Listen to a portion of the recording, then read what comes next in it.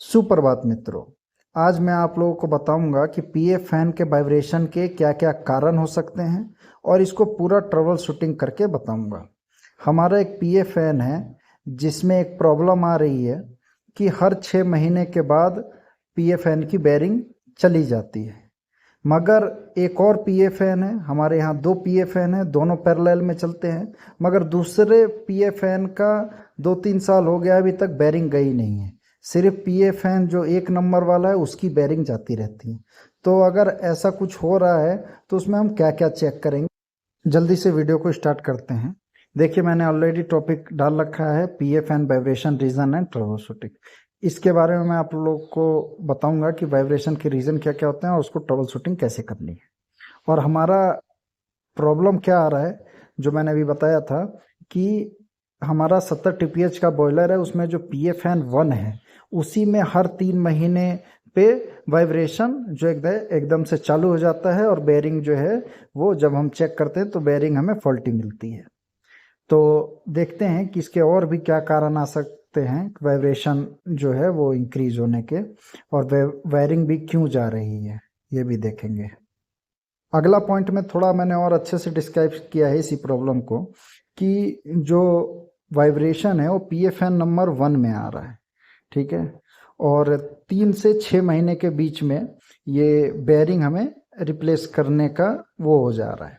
6 month तक आखिरी है, 6 मंथ में तो रिप्लेस करना ही पड़ रहा है बेयरिंग, ठीक है। मगर वहीं जो पीएफएन 2 है वो 3 साल से लगभग चल रहा है, उसमें कोई दिक्कत नहीं है अभी तक। और दोनों फैन पीएफएन 1 पीएफएन 2 दोनों पैरेलल में चलते हैं, तो नहीं होना चाहिए। तो इसका क्या क्या रीजन हो सकता है, आइए एक बार देखते हैं। सबसे पहला आप लोग को जो चेक करना है वो चेक करना है मिस अलाइनमेंट, कि मोटर और जो फैन है उसके बीच में मिस अलाइनमेंट तो नहीं है, ठीक है। ये आप लोग को चेक करना है। मिस अलाइनमेंट जो है वो वाइब्रेशन को लीड कर सकती है, एक्सेसिव वाइब्रेशन को भी। उसके बाद हम देखते हैं अनबैलेंस। अनबैलेंस किन कारणों से होता है, या तो मैन्युफैक्चरिंग टॉलरेंस या फिर चेंज इन ब्लेड कंडीशन। तो आप लोगों को जो फैन है उसको बैलेंस करवाना है और बैलेंस की कंडीशन में रखनी है। बहुत बार हम कोशिश करते हैं लेकिन पूरी तरीके से नहीं हो पाता है, ये भी एक कंडीशन हो सकती है।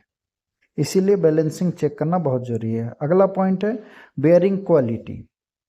तो आप लोगों को ये भी ध्यान रखना है कि बेयरिंग की क्वालिटी जो है वो सही होनी चाहिए, और जिस एप्लीकेशन का वो स्टैंडर्ड का लगा है वहाँ जो एप्लीकेशन के लिए यूज होता है सेम एप्लीकेशन का आप लोग मंगाइए, वरना दिक्कत होगी। उसके बाद अगला पॉइंट है इम्प्रॉपर इंस्टॉलेशन, ठीक है। तो अगर इंस्टॉलेशन भी गलत होगा तो भी दिक्कत करती हैं ये सारी चीज़ें, जैसे कि अनइवन माउंटिंग, इम्प्रॉपर टॉर्क, ये सारी चीज़ें वाइब्रेशन को बढ़ाने में मदद करती हैं। तो ये आपको देखना है कि इंस्टॉलेशन सही है कि नहीं है। उसके बाद स्ट्रक्चरल इशू, जिसके ऊपर हम मोटर को रखते हैं या फैन वगैरह लगा रहता है। तो इसमें आप लोग को देखना है कि जो फाउंडेशन है वो वीक ना हो, फ्लेक्सिबल ना हो। जो माउंट्स और सपोर्ट्स हैं वो वाइब्रेशन को इंक्रीज कर सकते हैं, एम्पलीफाई कर सकते हैं। स्टेबल फाउंडेशन आप लोग को चाहिए, ये सारी चीज़ों का आप लोग को ध्यान रखना है। तो इसके कारण भी दिक्कतें आती हैं, वाइब्रेशन एक्सेसिव हो जाता है। अगला पॉइंट है ऑपरेटिंग कंडीशन। जो ऑपरेटर है वो कैसे मैनेज कर रहा है, फैन को कैसे बढ़ा घटा रखा है, ये भी ध्यान में रखना है। जो हमारा डिज़ाइन है, डिज़ाइन स्पेसिफिकेशन है, उसी के अंदर हम लोग को फ्लो रेट, प्रेशर वगैरह मेंटेन करना चाहिए, वरना ये भी वाइब्रेशन को बढ़ाने का काम करेगा अगर हम ठीक तरीके से मेंटेन नहीं करेंगे। अगला पॉइंट है डर्ट एंड कंटामिनेशन। इसका मतलब है गंदगी और संदूषण। पंखे के ब्लेड पर गंदगी या संदूषक जमने से असंतुलन और कंपन बढ़ सकता है, नियमित सफाई की बहुत ज़रूरत होती है इस, ठीक है। जो डट और कॉन्टामिनेशंस जो उसके ब्लेड पे आ रहे हैं, तो उसको आप लोग रेगुलर नहीं कर सकते तो कम से कम वीकली में कभी तो ज़रूर करिए, या पैरेलल में आप लोग चलाते हैं तो जब वो बंद हो तब उसको ज़रूर क्लीन करिए, ये आप लोग ध्यान रखिए। अगला पॉइंट देखते हैं। तो अगला पॉइंट में आप लोग को चेक करना है फैन ब्लेड डैमेज। इसमें चेक करना है कि जो फैन की ब्लेड हैं वो डैमेज तो नहीं हो गई हैं। पंखे के ब्लेड को होने वाली शारीरिक क्षति जैसे डेंट, दरारें असंतुलन का कारण बन सकती हैं। नियमित निरीक्षण से इस समस्याओं की पहचान करने में मदद मिलती है, ठीक है। तो इस पे ध्यान रखिए और रेगुलर इंस्पेक्शन रखिए और फिटरों को बोल के रखिए कि ये डेली चेक करें। अगला टॉपिक है रेजोनेंस। रेजोनेंस बहुत इम्पोर्टेंट है, ये भी फ्रीक्वेंसी को बढ़ा सकता है। अगर जो फैन हम ऑपरेट कर रहे हैं उसकी फ्रीक्वेंसी और सिस्टम की नेचुरल फ्रीक्वेंसी वो अगर मैच होने लगे तो ये रेजोनेंस को बढ़ाती है और वाइब्रेशन को हाई करती है। तो ये चीज़ आप लोग को ध्यान रखना है कि नेचुरल फ्रीक्वेंसी या और जो फैन हमारा लगा हुआ है उसकी फ्रीक्वेंसी मैच ना हो। अगला पॉइंट है कैविटेशन और एरोडायनेमिक इश्यूज।